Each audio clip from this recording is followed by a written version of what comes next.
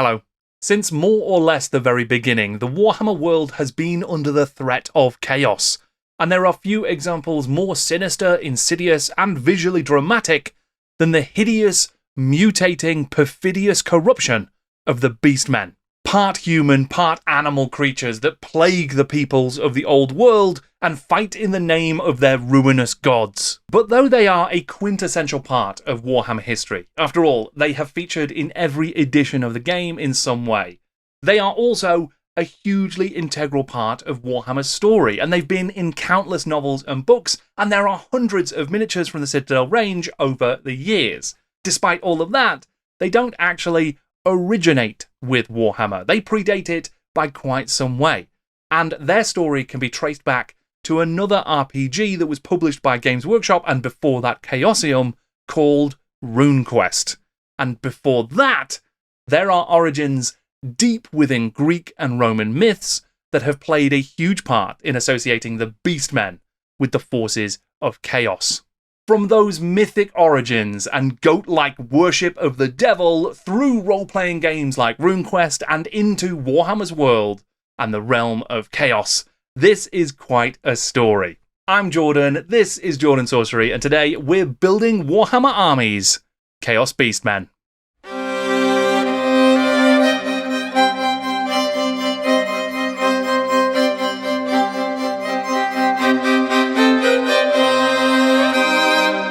Before I started really getting into the research for this episode, I kind of assumed that the Beastmen of Warhammer would have a very simple story. Essentially, I thought they would find their hooves early on, and there would be 40 years of variations on a theme. And whilst that is kind of the latter stages of the story, there is a lot more to its prehistory and early history in the Warhammer world. Like their devilish inspiration, these bestial boys have been getting up to all sorts of no good. But in case you don't know your Beastmens from your Hellfens, let's take a quick moment to discover exactly what we mean when we talk about Warhammer's Beastmen. The Beastmen of Warhammer are mutated humanoids, zoomorphic creatures that are part human and part animal. Whilst the most common type of Beastmen are those with the torso of a man and the legs and head, and occasionally horns of a goat, thanks to the gifts of chaos, there are a near infinite variety of animal-man combinations possible. They are frequently found in the depths of the old world's darkest forests, and they can be counted on to rally to the banners of the most fearsome champions of chaos. Whatever form they take, and wherever in the known world one encounters them, the nature of the Beastmen remains remarkably consistent. These violent children of chaos are merciless killers, whose savagery is matched only by their brutality. There were at least a score of Beastmen. As always, they were shambling parodies of humanity, with the heads of goats or wolves or oxen. They clutched a variety of crudely made weapons in their mutated hands and talons. Their shields bore the symbol of chaos, 8 arrows radiating out from a huge cat-like eye. This is Building Warhammer Armies, my regular series where I take a look at the origins and unnatural evolutions of some of the greatest factions in Warhammer history. There is a whole playlist of episodes already available covering similar creatures to the Beastmen, the Skaven, the Empire, Bretonnians, Orcs and Goblins, High Elves, and most recently, the Wood Elves as well. Plus, there are episodes about 40k factions too, and some other fun stuff. And if you enjoy this video, please don't forget to leave a like and leave a comment and tell your friends. It is essential that people know about the Jordan Sorcery channel and the Building Warhammer Army series for it to continue onwards, so do what you can and let people know, and I will really appreciate it. So, we know that in order to understand the beasts of chaos from Warhammer, we're going to have to take a look at the brew of RuneQuest.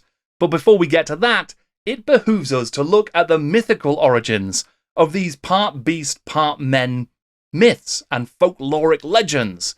Where did they come from? Well now, there is a long history of beasts given the form of men in both mythology and town centres on a Friday night, but we're going to stick to the former for now. Or should that be the faun? The faun is a creature that appears in Greek and primarily Roman mythology. Its name derived from Faunus, an ancient Roman rustic god of the forest, the plains, and the fields. They spent a lot of time being fancy dans out in the woodlands and the forests, just generally having a nice time. Though initially depicted as naked men, it soon became common to see the fauns as having a human upper torso and head, sometimes with and sometimes without horns, and the hindquarters and legs of a goat. This change in appearance came as the fauns became more closely linked to the ancient Greek creatures known as the satyr. Intriguingly, the satyr of earlier myths were something more unusual, with bestial faces and snub noses, one set of horse legs and horse's mane, but human bodies, and they were very frequently shown as having comically humongous erections. The satyr were apparently absolute horn dogs, eager to drink whatever they could lay their hands on, and to fornicate with anyone and anything in the vicinity. And that is why you avoid town centres on a satyr day night. The Greek god Pan, another rustic god of the woods who liked singing and playing his famous pipe, was a counterpart to the Roman Faunus, and he was linked to concepts of fertility and the renewal of spring. Due to their close association with this chilled-out god, the satyrs and then the fauns all started to be depicted in much the same way, as goat people. Even though they could be shown to be cavorting, nymph-chasing, good-time guys, both the satyrs and the fauns were often said to stir fear in the hearts of those who walked alone, or travelled through wild and faraway places. Though not directly reinterpreting the myths of the fauns or the satyrs, Warhammer's Beastmen could easily be described as part of the same extended mythological family, especially given their own relationship with bewitched woodlands and the nymph-like Wood Elves who live in them. And for what it's worth, there was a Citadel satyr miniature as well, released for the Talisman expansion in 1986. And there is another religious lineage that may have played a role in the conception of the Beastmen. The demonic idol, Baphomet. The first written mention of Baphomet was in a letter from a crusading knight in 1098 during the siege of Antioch, an event that later inspired Warhammer dioramas and stories. The letter suggested that Baphomet was a force for good, in league with the Christian god of the Knights Templar. Those knights, though, were later alleged to have fallen into disrepute, and to have worshipped Baphomet. Unreliable confessions under torture claimed that Baphomet could appear in diverse forms, such as a severed or three-faced head, or even as a cat. In some teachings, Baphomet remained a force for balance in all things, whilst others began associating the being with unholy acts. In 1856, French esoterist, poet and writer Eliphas Levi included an illustration of Baphomet in his treatise on ritual magic, Dogma et rituel de haute magie. This illustration, called the Sabbatic Goat, was said to represent the symbolization of the equilibrium of opposites. It would become an iconic image of the deity or demon of Baphomet, and later illustrations would draw on it. For example, the Devil card in the Rider-Waite Tarot that was published in 1909. Are there other beast-like man beings in mythology? Well, certainly. We've not even got to the Minotaurs yet, but we will talk about them soon. But this is a labyrinthine topic. I've not explored the devilish inherent fear of goats and whether or not that is linked to Baphomet. We haven't even talked about Pucks or Goodfellows, but to be honest, I'm just not knowledgeable enough in this massive topic to do it justice. But I will say that we've probably covered most of the important aspects that are relevant to the history of the Beastmen. Half goat, half man weirdos? Check. Unsavoury relationship with the woods and a love of creeping out lonely travellers? Certainly. Shifty goats in league with dark gods? You bet. Now, I know that you are all braying for it, but before we get to the actual Warhammer of all of this Warhammer history, I think it's worth first covering some of the fantasy fiction that was inspired by all of these myths and legends and folk tales. In C.S. Lewis's 1950 fantasy, The Lion, the Witch and the Wardrobe, the character of Mr. Tumnus is a faun, a goat-legged lad with a scarf, some books, an umbrella, and a dream. There were Minotaurs wandering about Aslan country as well. Regular inspiration for the Warhammer world, Michael Moorcock, wrote a series of novels featuring a hero called Corum. As I understand it, the Corum series featured Chaos Spawn and Chaos-style Beastmen, and I believe that they are a particularly wild and wonderful bunch. It also seems that Robert E. Howard's Conan has faced down some Beastmen as well, in the Marvel Comics adaptation at the very least. This is issue 2 of the 1970s run of the Marvel Conan series, by Roy Thomas and Barry Windsor Smith. An interesting side note here is that the 1982 Conan movie starring Arnold Schwarzenegger introduced an idea seemingly not from the Howard stories, the torturous punishment of the Tree of Woe, on which Conan is strung up. Whether by coincidence or influence, the first Beastman Armies book would include an amazing piece of art for the so-called Gibbet Tree of Woe, whilst these gallow trees are certainly a thing of history, not to mention there being an enormous number of things of woe in the Wood Elves fluff, for example. This is a coincidence that I thought could at least be a nod to that classic Conan scene. Speaking of movies, it should come as no surprise that all of that fantastic fantasy in literature also inspired what we might call Beastmen in movies and TV shows. My personal favourite example is the 1946 French film La Belle et la Bête. Written and directed by Jean Cocteau, this film is absolutely stunning, and the makeup and special effects still wow me to this day. As an adaptation of Beauty and the Beast, it is fantastic, and if it weren't for the romantic plot of the movie, it could almost feel like Castle Drachenfels, in my opinion. The Beast himself, played by the most Gaston-looking man you will ever see in real life, Jean Marais, looks absolutely stunning. Disney, of course, adapted the same story for 1991's exquisite animation and 2017's grotesque horror film. In all of these cases, we see a man-made beast by the workings of a magical curse, and although they typically have more leonine features, there's some definite Beastman vibes at work. For something a little more naturally occurring in the magical Beastman space, we can look to some other Disney titles as well, like Hercules or Fantasia. Both feature plenty of fauns and satyrs in something resembling the Greek mythological tradition. More recently, one might point to the Wheel of Time series, an adaptation of the Robert Jordan books, which feature the Trollocs, a race of goat-like beastmen that are pretty nasty customers. I've not read those books, but I believe that not all Trollocs bear the same goat-like biology, some being derived from cats and birds and other animals as well. Okay, so yeah, beast-like men have appeared in plenty of fantasy fiction and movies and TV shows over the years. What is my point? Well, I suppose it is just that, despite all of the potential for these different creatures, a lot of them seem to have quite common characteristics. They are mostly furry, horny, toothy men. And that's quite cool, but there's so much more potential, which Warhammer will get to soon enough. But before that, let's get back to the gaming table and take a look at how things started to get furry there. For many of the core Warhammer factions, there is a clear line from J.R.R. Tolkien and his Lord of the Rings to Dungeons & Dragons to Citadel. In previous episodes of Building Warhammer Armies, we've seen this play out pretty clearly with factions like the High Elves or the Dwarfs. But Tolkien didn't lean heavily into Beastman or things that were really like them. So that isn't a big part of this story. Dungeons & Dragons, however, did feature plenty of creatures drawn from Greek and Roman myth, and that included satyrs and minotaurs. There were also the gnolls, aggressive part man, part hyena creatures, but it doesn't feel like these have had quite as big an influence on Warhammer's Beastmen as some of the other D&D and Middle-earth creatures have had on the rest of the Warhammer world.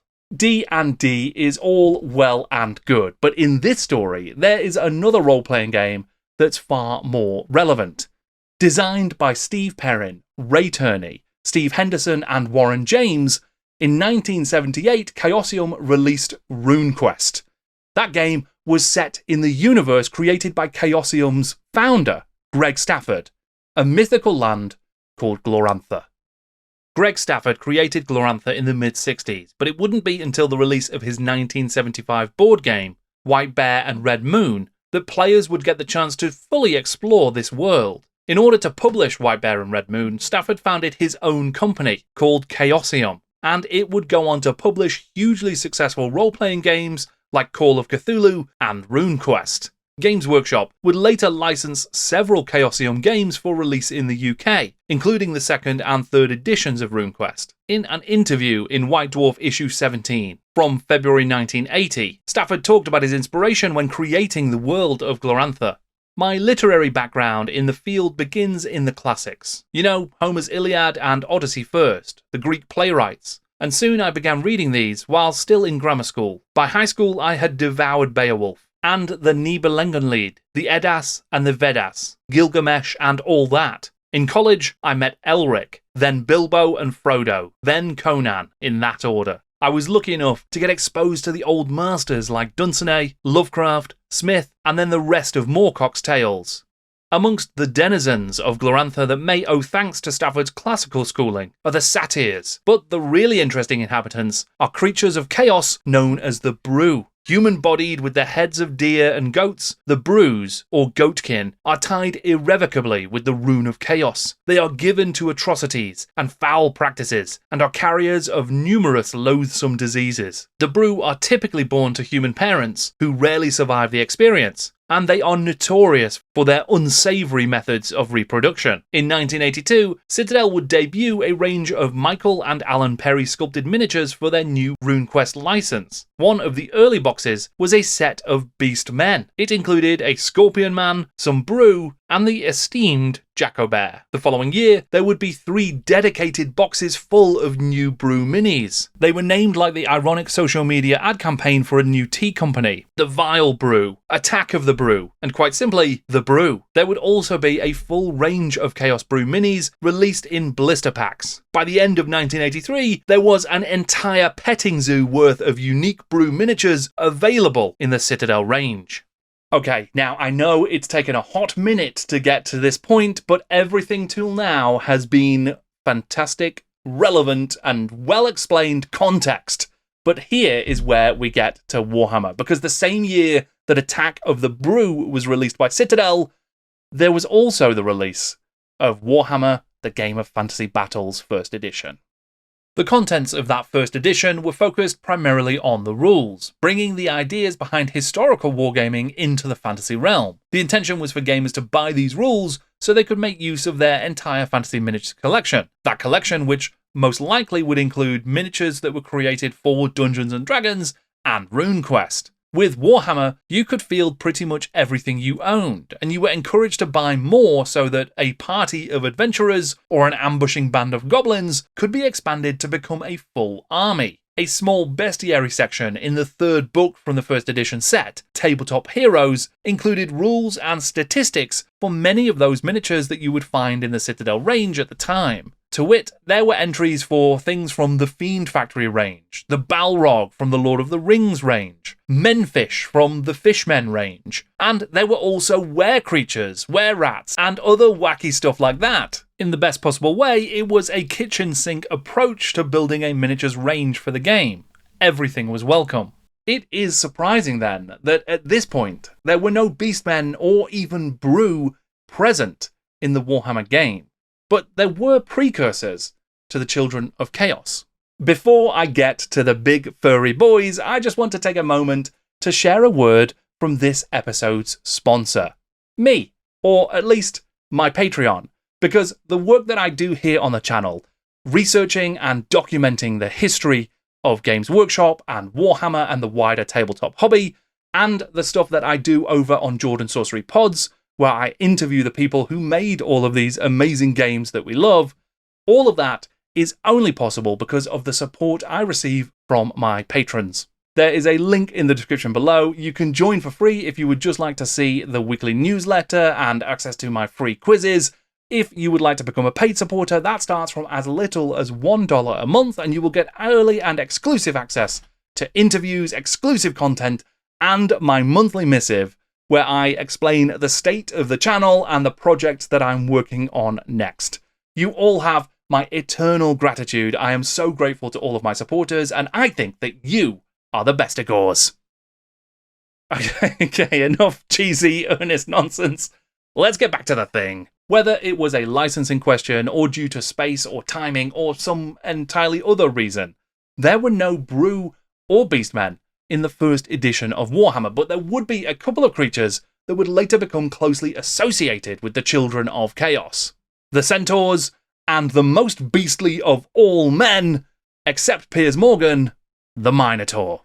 The centaur of Greek myth is a half-human, half-horse hybrid. Often seen as a protector of nature, they can be depicted as wise guardians or as wild as untamed horses. Warhammer's early centaur would embody several of these characteristics, though intriguingly, like the later Beastmen, they would be loosely linked to the forces of chaos from their very first appearance. The centaur is another chaos creature, a synthesis of man and horse. They sometimes have chaotic attributes and can be, although are not always, very intelligent. Centaurs can be heroes or wizards. Just like the half-horse of the centaurs, there was a mythological cousin, the half-bull Minotaur, which found its way into Warhammer as well. The result of some sacrificial shenanigans and a divine curse, the original Minotaur was a singular being, a punishment from Poseidon bestowed on Minos, the king of Crete. Of course, this being Greek myth, the king who was being punished got off surprisingly lightly, whilst the collateral damage destroyed his wife and meant that his son, Asterius, was a bull-headed human-bodied monster that can't control fury, eats humans, and has to live in a big maze. Great targeted work from Poseidon there. In Warhammer, there is more than just one Minotaur though. Curiously, they are introduced as having a really weird inferiority complex to Balrogs for some reason.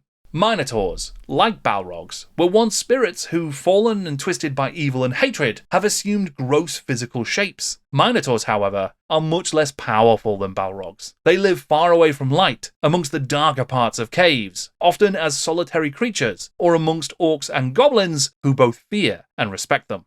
I will not talk too much more in this episode about the Taurs, Sen or Mino, because they have their own tales to flap about that perhaps one day I will delve into specifically. As many folks know, there would be a supplement for the first edition of Warhammer released in 1983, and that was Forces of Fantasy. And in the pages of those booklets in that box, you would find more about the Forces of Chaos. The Chaos Battalion is potentially the most powerful of tabletop forces. Its eldritch potency and awesome strangeness makes it a difficult and unpredictable enemy indeed. By its very nature, a Chaos force is always a distinctly one-off formation. There is no such thing as a ready-made Chaos army. Players wishing to general the Chaos hordes will have to assemble their armies after generating their champions, followers, and appropriately weird Chaos creatures, using the various charts contained in our arcane Realm of Chaos publication. It would be several years before that promised Realm of Chaos publication would actually be published, but a preview of its content had been included in the first Citadel compendium, namely a Mark of Chaos mutations table that was applicable to demons, undead, and were creatures. There were no Beastmen mentioned at that time, but amongst the examples in the article, you would find some sort of kind of proto-Beastmen, kid Beastmen, if you will. Zygor Snakearms is actually a mutated night goblin, and Leaping Slom Two-Face is a mutated troll. There were, though, Beastmen in the Forces of Fantasy. Chaos Beastmen may be considered as a mass of bestial and ugly ex-humans, whose various chaotic attributes have the effect of increasing the weapon skill and toughness of the regiment as a whole to 5 and C in each case. Alternatively, you may wish to field a group of more advanced and complex individual chaos mutations. Roll for each member of the unit, starting with a basic human and adding D4 Beastman attributes to each. This is the most suitable for a small battle or skirmish, but experienced Warhammerists should be able to cope with the added colour, even in major battles, especially if they enjoy the extra detail and strangeness. The second Citadel Compendium was released in 1984, and within its pages, there was the C38 range of Chaos Beastmen, and some of those miniatures remain iconic to this day. Strange and abhuman chaotic beasts, unfortunates favoured by the biological whims of their divine masters. This range of miniatures was sculpted by Trish Carden as one of her first projects for Citadel. She was given carte blanche to create monster men of any and all varieties that she fancied, and from that brief, we got terrifying visions of the chaotic future, like Ostrich Man, Slug Man, Seahorse Man, and Sloth Man. Of course, some of these men were so beastly that no name other than Beastman was appropriate. Speaking on Facebook, Trish Carden recalled how she felt about this early clutch of beastly weirdos. Looking back, way back, to when the universe was young, these were the first range of miniatures I made for GW in 1984. A motley crew born from eating too much cheese before bed. They were so much fun to make. I was allowed to just make whatever I wanted, and the outcome was this strange collection of characters. There were also a couple of Beastmen cavalry units released around this time, including, as Louise Sugden has dubbed it, the Horse. And there was a chicken horse as well. In 1983, the first Citadel Chaos Beastmen and the range of Citadel licensed RuneQuest Broo had existed in parallel, but Citadel would soon lose the RuneQuest license, and the Chaos Beastmen of Warhammer would later come to resemble their Brunic ancestors more and more. That same year would see the release of Warhammer's 2nd edition, and with it, the Beastmen made the big box, because in the pages of its booklets, there would be details all about the Chaos Beastmen and what they were getting up to in Warhammer's emerging world. Times of great activity in the incursions of chaos bring invading hordes of Chaos Beastmen. These foul creatures are aptly named, for they have the forms of men, but perverted into animalistic shapes and endowed with unnatural attributes. They are the minions and servants of the Chaos Gods, deities who bestow upon their devoted followers the likenesses of beasts, as well as other unnameable gifts. If Beastmen have human blood in their veins, it is now very dilute indeed. These abominations have become established as a race in their own right, although they are despised by every other living creature. They speak a language called the Dark Tongue, which is not a known world language at all. In the Ravening Hordes book, there would be full rules for fielding units of Beastmen, and they had to be led by either a Chaos Dwarf or a Chaos Fighter or Warrior of higher status. Each regiment would receive 1d6-2 random dominant mutations that were rolled on a d100 against the Chaotic Mutations table. This table included wild stuff like Breathes Fire and Iron Hard Skin, and pretty much every entry was useful in some way. I'm sure Chaos Mutations will stay just as reasonable and useful in later editions. An updated range of Beastmen was added to by Trish Carden. It was the beginnings of the C27 Chaos Beastmen range.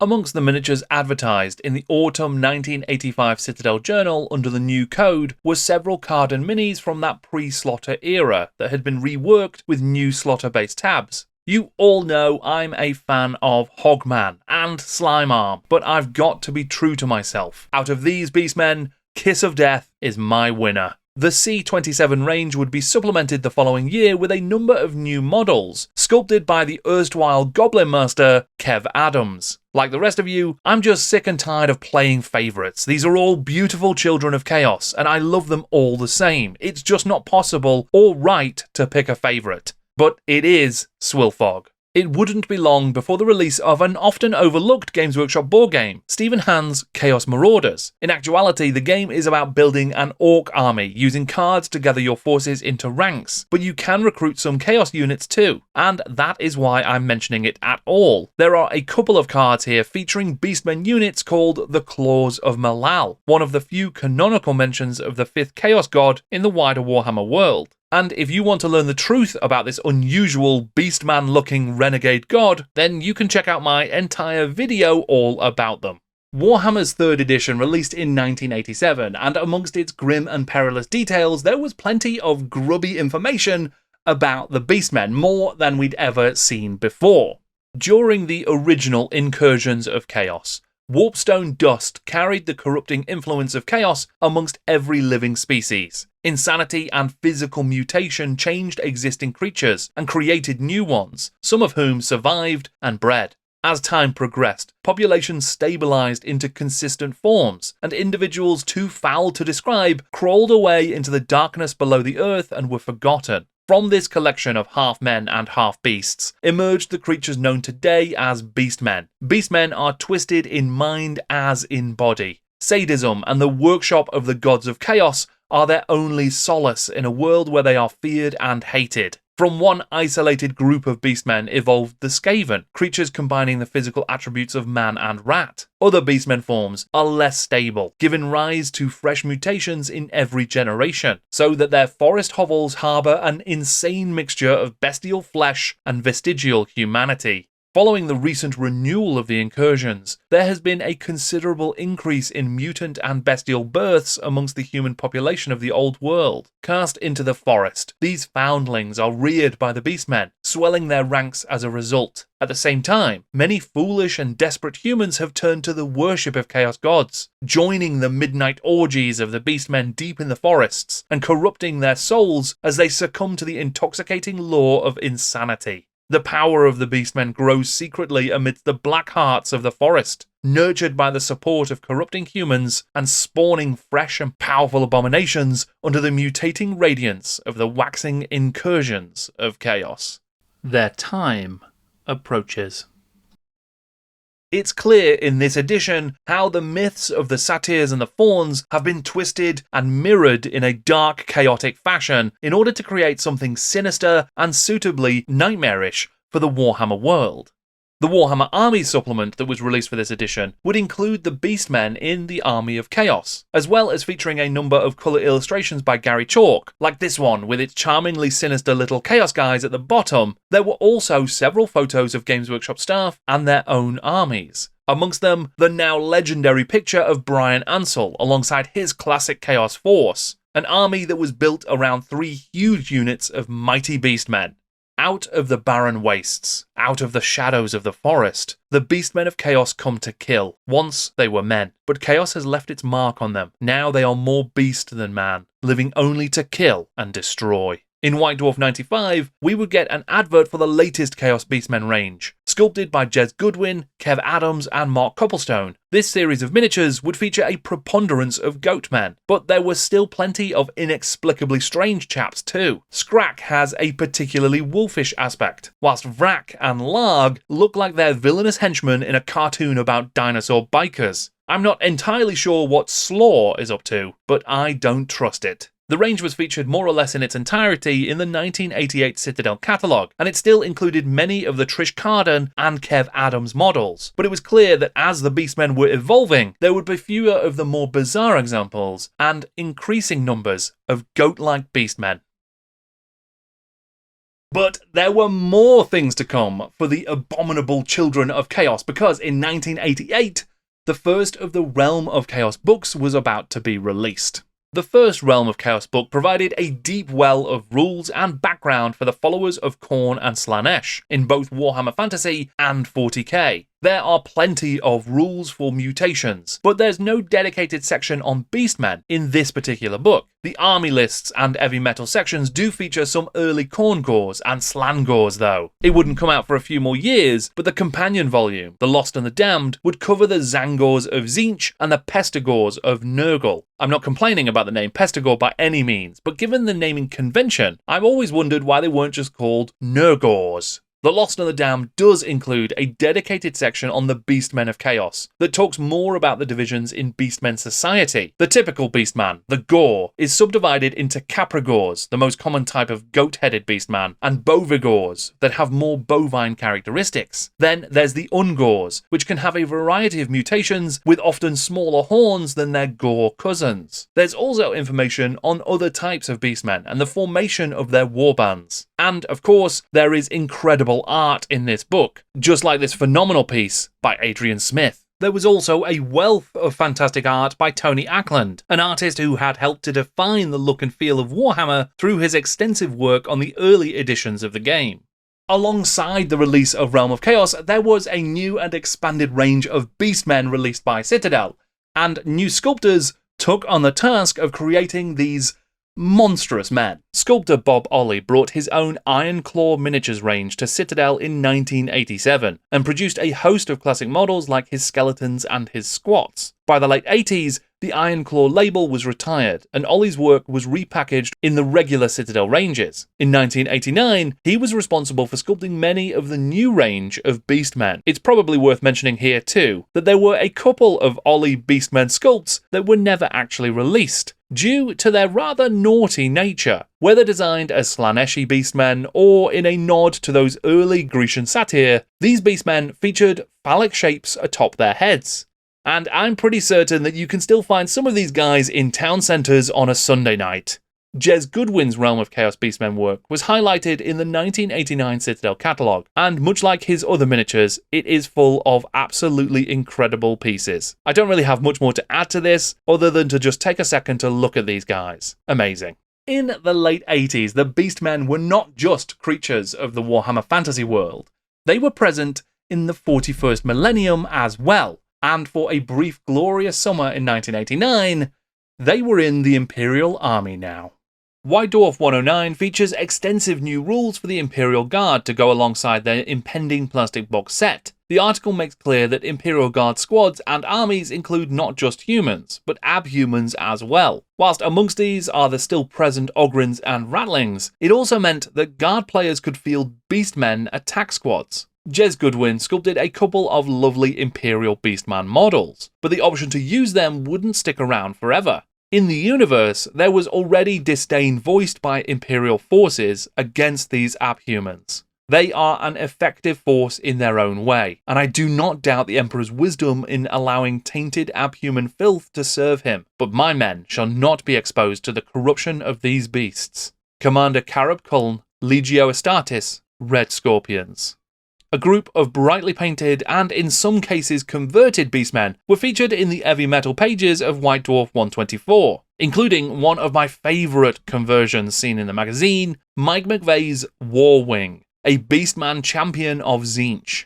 In 1991, White Dwarf would debut some more new beastmen, this time the MB09 Beastmen Regiment from Marauder Miniatures, which would also be sold as part of the Marauder MM97 Beastmen range. Featuring a full command of standard bearer, musician, champion and leader, along with 2 trooper variants, this unit took the increasingly standard approach to Warhammer's Beastmen. All 6 miniatures are goat-based, and animal variations were becoming as rare as they had been back in the time of the brew. Again, speaking on Facebook, Trish Carden shared some thoughts regarding her work on the range. They were all a similar goat-headed variety of beast, with simple armour and weapons. None of them had truly chaotic attributes, like extra limbs, tentacles, or the like. They were purely animalistic. As rank and file, they made a good horde of bestial fighters, and for quite a long time at one point, this was the way beastmen were portrayed. They always felt to me more like the beasts of old legend, echoes of Pan and the wild men of the woods. Something of the noble savage, perhaps. I've always liked this particular look. There's something about it that seems more in the realms of possibility. Beasts that still survive at the edge of our reality. By the 4th edition of Warhammer Fantasy Battles, the Beastmen had achieved their almost perfect form. What we would come to see in later editions was very much arrived at here. Things had been developing and changing over the previous editions, but with this one, they were more or less confined and restricted and polished into something far more recognisable. Beastmen call themselves the children of chaos. Many hundreds of years ago, their forebears were ordinary humans and animals who became mutated by chaos and turned into the half-man, half-beast forms of beastmen. Most beastmen have either goat or bull heads with long horns and are called gors. Beastmen without horns are called bray, and these are regarded as poor relations by other beastmen, who take great pride in the size and number of their mighty horns. Beastmen live in the deeper recesses of the great forests, emerging to raid human settlements and waylaying travelling merchants. They live and fight in warbands led by old savage warriors, who long since proved their ability to lead. Beastmen are powerful and very resilient fighters, with big brutish heads, sharp piercing horns, and as often as not, hooves that can kick in a man's ribcage and break his limbs. With the publication of the first Warhammer Armies Chaos book, the social foundations of the Beastmen were further built upon, tying together all of the details that we'd been seeing since the 3rd edition of the game. To the fearful eyes of men, all beastmen seem of a kind, unruly and callous brutes that despise mankind and all he strives to build. Yet, there is a crude hierarchy amongst them. The most numerous call themselves gors, and can be readily distinguished from the lowly breeds by their keen horns. There is also more talk about other types of beastmen that had been first mentioned in The Lost and the Damned, the Turnskins and the Gave, and the Bray, nearly or completely hornless beastmen, sometimes who have the faces of men and who are rarely seen in battle. Beastmen are often joined by mutant humans of similar appearance, and it is from these ranks of outcasts that many Bray are descended. A human who becomes a Beastman as a result of mutation is known as a turnskin, the lowest rank amongst their kind and akin to slave. Thanks to the mutating powers of Chaos, a Beastman may be born to human parents. Such creatures are often abandoned by their parents at birth. Left to die at the forest edge, such foundlings may be discovered and raised by Beastmen, who call them Gaves. Gaves are regarded as gifts from the Chaos gods themselves. The book also covers the centaurs, minotaurs, and dragon ogres of Chaos, as well as an intriguing section about the nameless creatures, things like the manticore, that often align themselves with the forces of Chaos. The Beastmen and their shamans had become a much more formalised option in Chaos Armies in this 4th edition. With the move away from random mutation tables and strange, curious builds, a new range of miniatures had been sculpted by Michael Perry to represent them on the battlefields. That range included a new set of plastic monopose Beastmen, examples of which were included in Talisman 3rd edition and Warhammer Quest. Whilst there had still been the odd crab-clawed or double-headed Beastman in the previous range, for better or worse, this latest series were all more or less the same Goatman in style. The champion, though, is an absolute unit. The 5th edition of Warhammer would see a box set released in 1997 written by Thomas Pirinen and Rick Priestley. It was an updated version of the Realm of Chaos. The Beastman underclass, the Ungors, were given more attention in this edition. Whilst there had been an even lower status group in the previous Realm of Chaos that never took to the battlefield, these Bray were now merged with the Ungors to become the weakest and least respected of the Beastmen, but you could still field them in your army. At the other end of the spectrum were the newly christened Bestigors, the strongest and most ferocious of the Beastmen. The societal and almost day-to-day aspects of Beastman life were further explored in this book as well, for example with details about the Herdstones. The meeting grounds of the Beastmen are marked with great standing stones called Herdstones. These are often immensely ancient monoliths carved from fallen meteors and decorated with the runes of the Chaos powers. The Herdstones are always erected in places where the winds of dark magic blow strongest. These are the holy places of the Beastmen, where the power of Chaos holds sway. They are well hidden and protected by Beastman warbands, and are often guarded by Minotaurs, the gigantic bull-headed creatures of Chaos. Realm of Chaos army selection required generals to first choose whether they would field a warriors, demons, or beasts of Chaos warband. In order to provide sufficient options, the Beastman army featured those Ungors, as well as the new Bestigors, alongside the more common standard Gore infantry. There were also shamans, minotaurs, chariots, and the violent boar-like creatures known as Tusk Gors. A second book was released for the 5th edition called Champions of Chaos, and it was full of special characters for all kinds of chaotic armies. It would be in this book that writer Thomas Pirinen would introduce Archaon to the Warhammer world, and there were also a couple of Beastmen special characters featured too. Khazrak the One-Eye was introduced as the scourge of the Drakwold Forest, a constant threat to the people of Middenland, and one of the greatest beast lords in the contemporary era of Warhammer. His eye was lost in combat with the Elector Count Boris Todbringer, who subsequently became Khazrak's arch-nemesis. In an act of karmic retribution, Khazrak even blinded Todbringer in one eye in return, during their next fateful duel. The other special character was Gorthor, a legendary beast lord from an earlier age, who had put many in the Empire to the axe before finally being defeated in battle.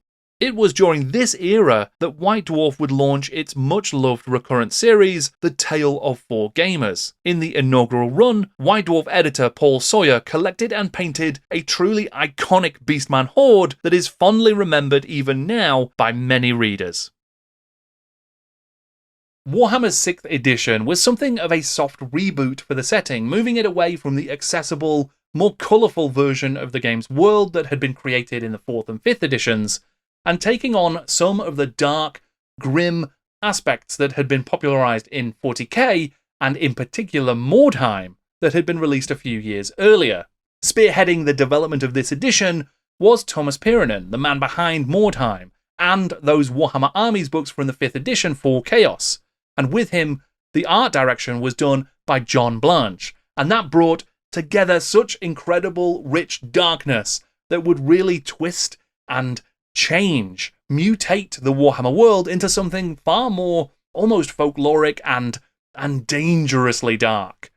In this edition, we would get the first ever dedicated Warhammer Armies book for the Beasts of Chaos.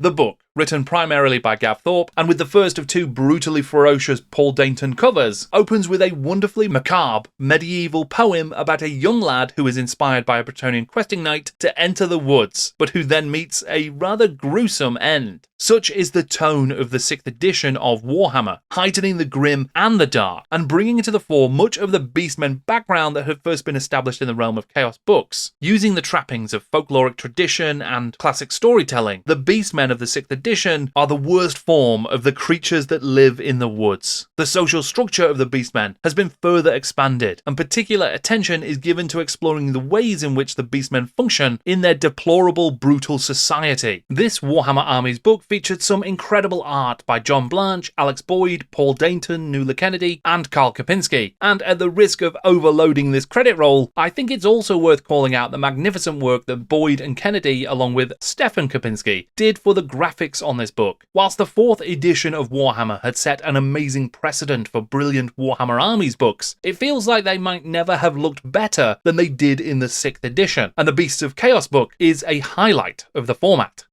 The actual army list for the Beastmen this edition did not change massively, but there would be some new additions for the mutated menagerie of chaos. For example, there was the evolution of the centaurs. They were now centaurs, featuring the same old horse body and legs, but rather than a human torso and head, they now had the same horned goat-like heads that their Beastmen cousins had. The ancient, near-primordial evil of the dragon ogres was also more closely aligned with the Beastmen, continuing their journey that had started in previous editions. There would also be more detail on Chaos Giants, Chaos Ogres, and Chaos Trolls. True to the name of the armies book, whilst this was a Beastman-led army, it was a broad church open to all manner of chaotic beasties. Khazrak and Gorthor returned, but they were joined by the sublime evil of Morgor, the Master of Skulls, an unnatural force of nature who is an interesting character that I've also made a separate video about recently. Throughout this edition and beyond, there would be some incredible Black Library novels that would feature the presence of the despicable children of chaos. Many had goat-like heads and legs, with long spiralling horns of an antelope, or curling tusks jutting from their mouths. Others were reminiscent of rams, or scorpions, or serpents. Shapeless things with many limbs and eyes lumbered towards the dwarfs, their mewling cries and senseless roars echoing around the rocky basin. In size as well as shape, no two beastmen were alike, for some were in height like the dwarfs, though less broad, with thin, twisted faces and stubby horns. Most seemed of a size similar to the elves, though wider of shoulder and larger of limb. Several were much taller, perhaps twice Malekith's height, with bull heads, blood-stained fangs, and huge chests thick with muscle. Some were almost hairless, others albino or with brightly patterned skins. More still were covered in patches of thick fur of reds, browns, and black, or were striped like tigers, or spotted as leopards. Long beards trailed from bulging chins, and eyes of black regarded the approaching dwarves with a mixture of hatred and fear. Depictions of the Beastmen as diverse, mutated beings featuring a perverse Noah's Ark of zoomorphic animal forms has remained a part of Warhammer's background, particularly in the pages of the Black Library since pretty much the beginning, even going back to the GW Books era. On the tabletop, however, the armies of the Beastmen became more uniform and consistently those of Capragoric persuasion, and this ironically unchaotic purity of aesthetics would only become stronger in later editions of the game. The 7th edition of Warhammer would bring with it the second and final dedicated Warhammer Armies book for the children of Chaos, but this one would not be called Warhammer Armies Beasts of Chaos. In 2010, writers Andy Hoare and Phil Kelly would pen Warhammer Armies Beastmen. The book featured new fiction and background, expanding on many aspects of the Beastmen, and even Gorthor got some furry new fluff too. And of course, it would feature updated rules in line with the 7th edition of the game. Perhaps most notable of the new units introduced in the army were the gigantic beasts, the Cygors and the Gorgons. towering monstrosities that stomped to war alongside the great war herds of the Beastmen. There was also a clutch of new special characters too, and probably the most intriguing of them was Moonclaw, son of Morsleep, the lunatic prince, child of the Gravid Orb. Something like a Beastmen from the moon of Morsleep, this guy is as wild and inexplicable as Champions of Chaos could ever be. And that was it for the Beastmen in Warhammer Fantasy. Not literally, they were still in the 8th edition, they would still turn up in White Dwarf, and they were in the core book even for the 8th edition of the game. But there would be no more dedicated Warhammer Armies books, and not as many new releases or new investment in the faction. And then the Warhammer world itself would come to an end. For a time. In later Warhammer lore, the Beastmen were positioned as the arch-rivals of the Wood Elves, which makes a lot of sense given the proclivity of both factions to hide out in magical woods and prance around like mythical beings. They can almost be seen as two sides of the same coin, exploring those ideas of myths and legends and folkloric stories about the men of the woods divorced from humanity who lurk where the wild things are.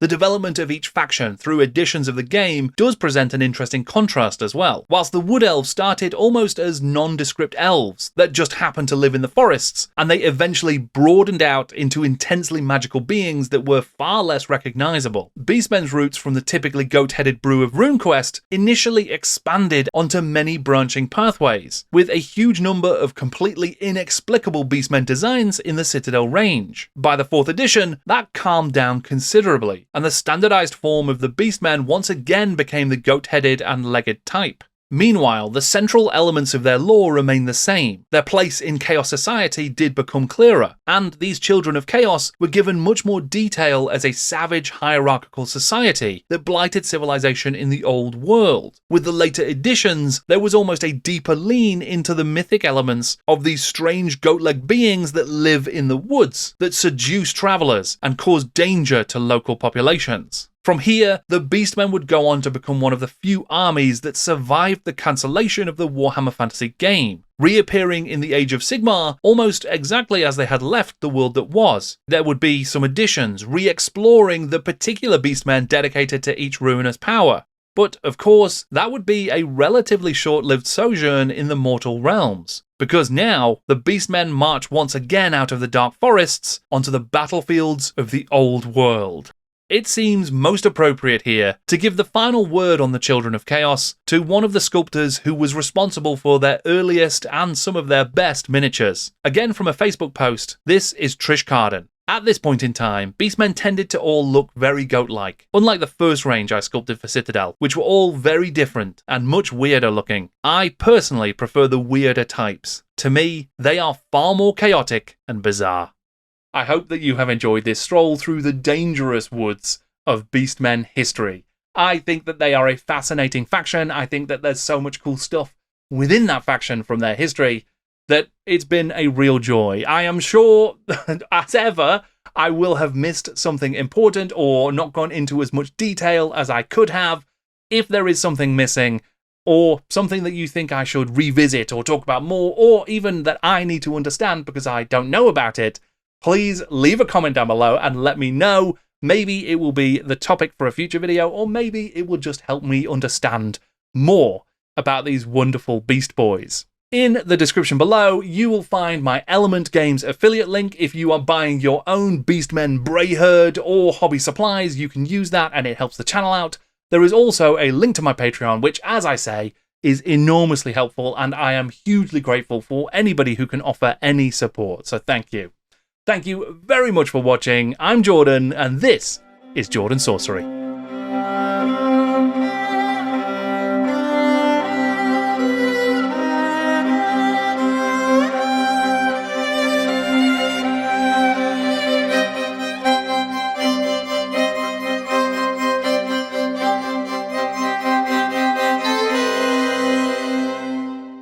Brew, Beastmen, Bray Herds, bloody brilliant boys. Believe be.